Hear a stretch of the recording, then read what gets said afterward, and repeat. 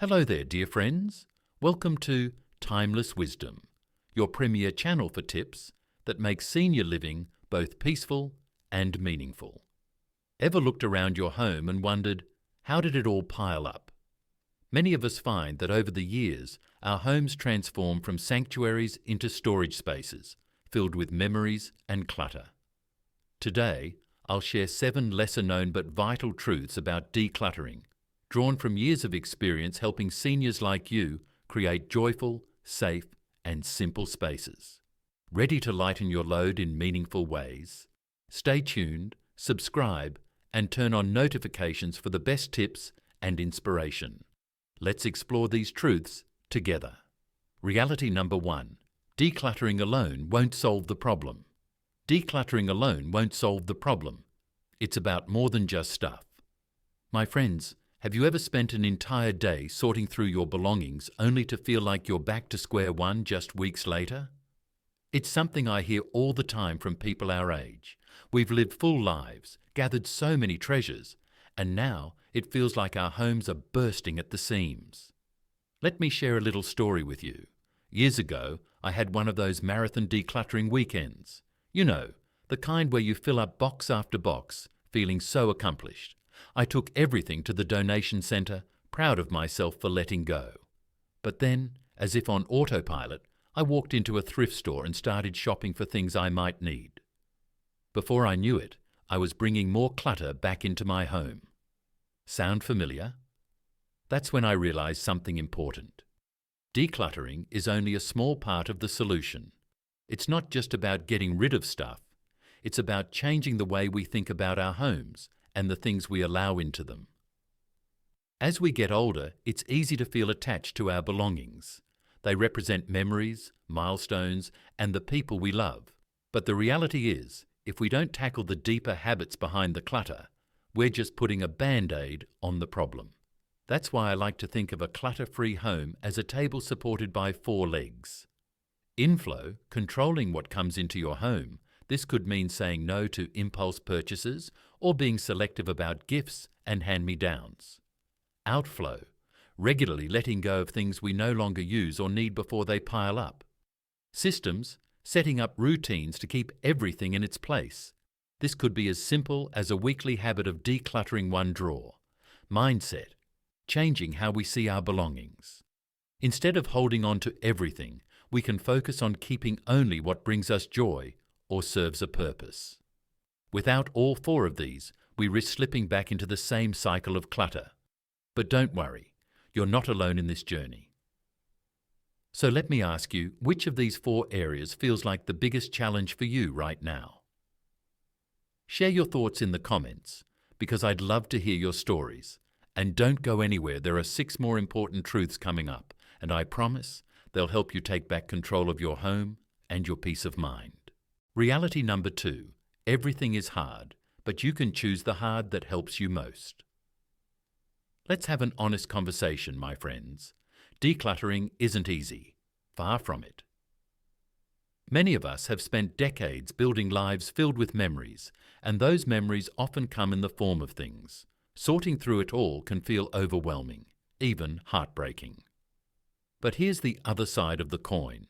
Living in a cluttered home has its own challenges. Have you ever tripped over something you didn't see in time or felt embarrassed when a loved one visited because your home wasn't as tidy as you'd like? Maybe you've even found yourself avoiding certain rooms altogether because they feel too chaotic. The stress, the physical risks, the emotional weight, they all add up. Here's what I've learned through my years of helping others and decluttering my own home. Everything is hard, but you get to choose your hard. Decluttering may be tough in the moment. It takes energy, time, and sometimes even tears. But the reward, a safer, more peaceful home where you can move freely, invite guests without worry, and truly enjoy your space. I'll never forget what a dear friend once told me. It's hard to let go, but it's harder to live with the weight of clutter. And she was right. Every item we keep comes with a cost, not just in space, but in emotional energy. If you find it especially difficult to let go of shopping habits or impulse buys, try this simple tip. Write down what you want to buy and wait a week before purchasing it. You might find that the urge fades, and you'll be glad you didn't bring another unnecessary item into your home. Decluttering isn't about deprivation. It's about creating space for the things that truly matter and bring you joy. So, as you consider your next steps, ask yourself, which hard will help me the most in the long run? Let me know in the comments what you find hardest about decluttering. Sharing your experiences might just inspire someone else to take their first step. And don't go anywhere. We've got more truths to uncover that will make this process even easier and more rewarding. Reality number 3, sentimental items are the toughest hurdle, but you don't have to lose the memories. Sentimental items, the ones that pull at our heartstrings and bring back memories of people we've loved and times we've cherished. As we grow older, these items can feel like anchors to our past, but they can also weigh us down. Let's talk about why letting go of them is so hard, and how we can do it in a way that feels right. I'll be the first to admit that this has been one of my greatest struggles. For years, I held on to my grandmother's entire china set. It was beautiful, delicate, and full of memories. But here's the truth, I never used it. Every time I opened the cabinet and saw it sitting there, I felt both nostalgic and burdened. Finally, I made the decision to keep just one teacup as a memento and donate the rest. That single teacup now sits on my shelf, reminding me of her every day without taking up unnecessary space. This experience taught me something valuable. Our homes are not museums, and we are not curators of every item from our past. Letting go of sentimental items doesn't mean letting go of the love or memories they represent. If you're struggling with sentimental clutter, here are 2 gentle ways to start. Take photos of the items you're parting with. A picture can capture the memory just as well as the physical object. Create a memory corner in your home. Dedicate a small shelf or table to a few treasured items that truly bring you joy. This way, you can honour your past without letting it take over your present. Remember, your home should reflect the life you're living now, not just the life you've lived before. By keeping only the items that truly matter, you can create space for new experiences and memories. So tell me, is there a sentimental item you've struggled to let go of? How did you handle it? Or how would you like to? Share your story in the comments and stay with me, because up next, we'll talk about a truth that's hard to hear, but so important to understand. Reality number 4, not everyone will want your stuff, and that's okay. This one might sting a little, my friends, but it's an important truth to face. Not everyone will want the things you've cherished over the years. Many of us have lovingly saved items, thinking our children or grandchildren would treasure them as much as we do. But here's the reality.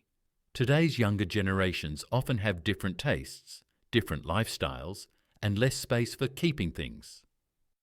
I'll never forget a comment I came across online. Someone shared, "My mum saved her collectibles for me, but I just don't have the space or interest." It stopped me in my tracks because I'd been in the same situation. I too had held on to items for years, hoping my family would see them as valuable as I did.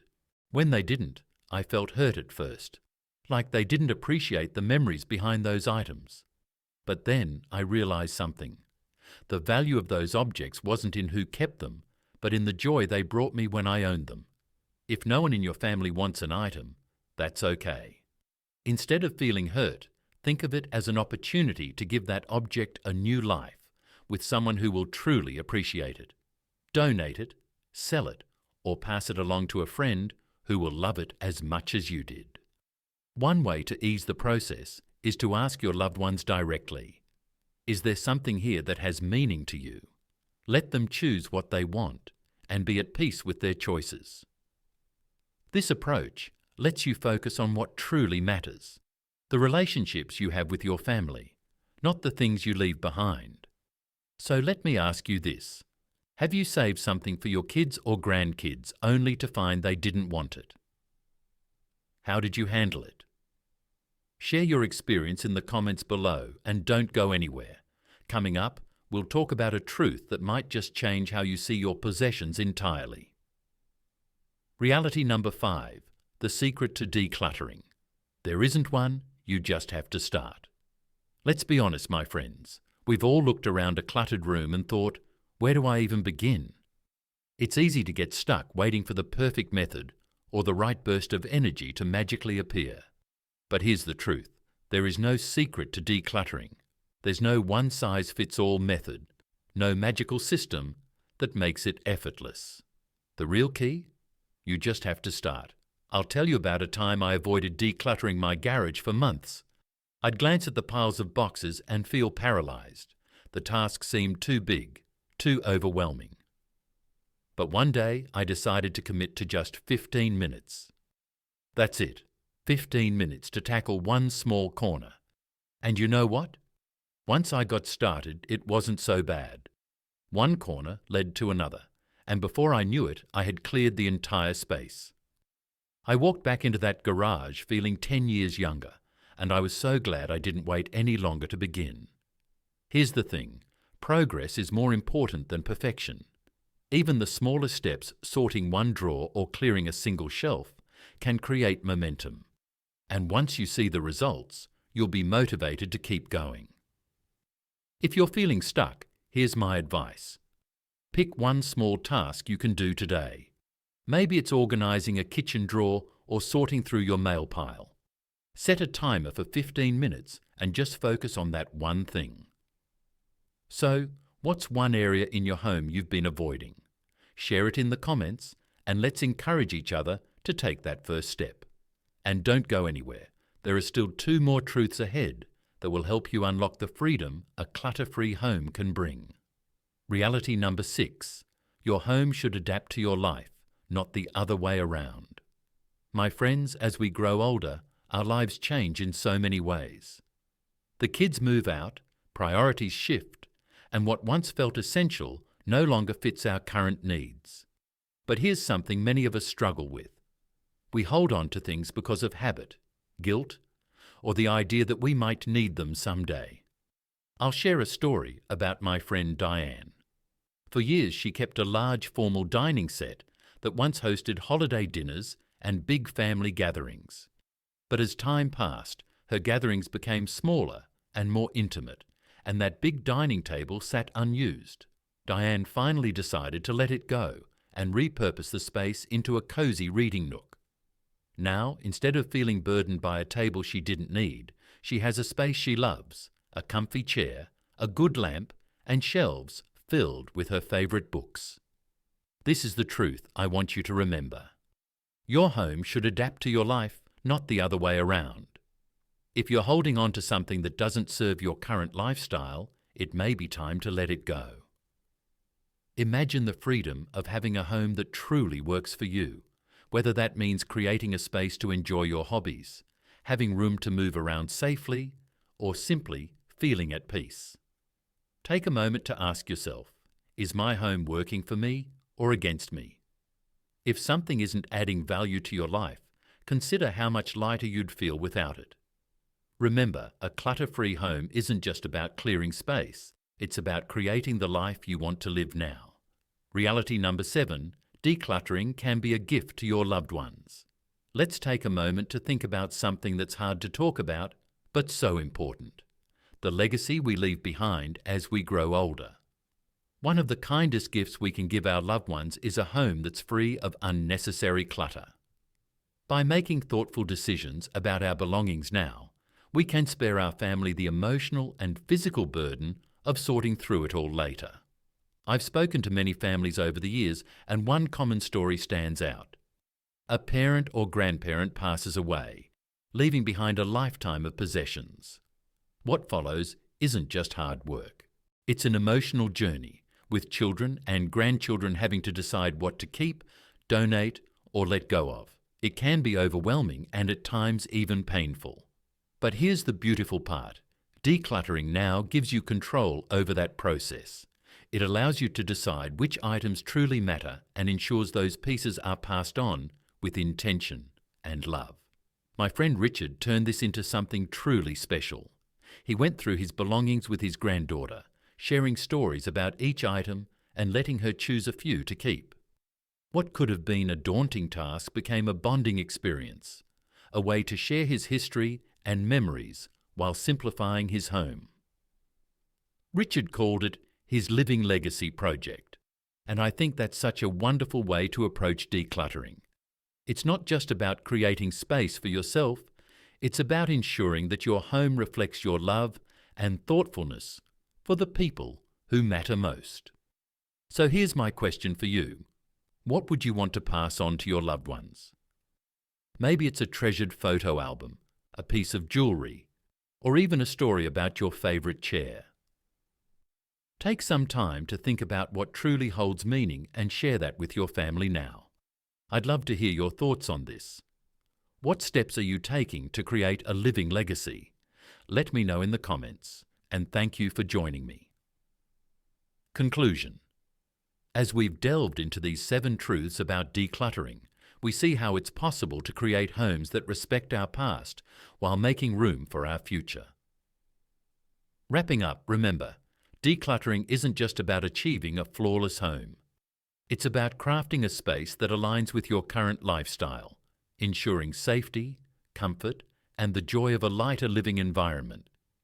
If you're inspired but unsure where to start, tackle just one small area. Choose the spot that irks you most, set a timer for 15 minutes, and begin. Even a minor effort can lead to significant change. Keep going, you can do this.